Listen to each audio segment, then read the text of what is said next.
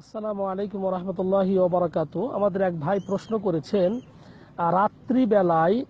রাতের বেলায় হাত এবং পায়ের চুল কাটা বৈধ কিনা, জায়েজ কিনা।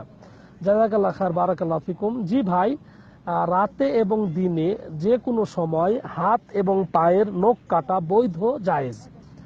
অনেকেই বলে থাকেন রবিবারের দিন রবিবারে নখ কাটা যায় না, আবার অনেকেও বলেন বুধবারে নখ কাটা যায় না। অনেকের এমন ধারণা রয়েছে যে আমাবস্যার রাত্রে নখ কাটা যায় না, অথবা মাসের শেষে মাসের শুরুতে বিভিন্ন রকমে বিভিন্ন জনে বলে থাকেন। এসবই হচ্ছে কুসংস্কার। একমাত্র যারা কুরবানি দিবেন, যারা কুরবানি করার ইচ্ছা পোষণ করেছেন, তাদের জন্য জিলহজ মাসের চাঁদ উদিত হওয়ার পরের থেকে নিয়ে কুরবানি করা পর্যন্ত হাত পায়ের নখ এবং চুল কাটা নিষিদ্ধ। যারা জিলহজ মাসে যারা কুরবানি করার ইচ্ছা পোষণ করবেন, জিলহজ মাসের চাঁদ উদিত হওয়ার পরের থেকে নিয়ে কুরবানি করা পর্যন্ত চুল এবং নখ কাটা নিষিদ্ধ, এই 10 দিন।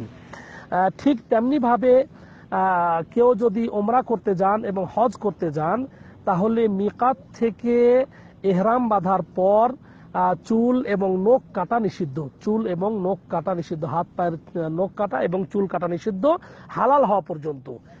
সেটা ওমরাই হালাল হোক অথবা হজেই হালাল হোক। হজের হালাল হওয়ার পরে সেটা বৈধ।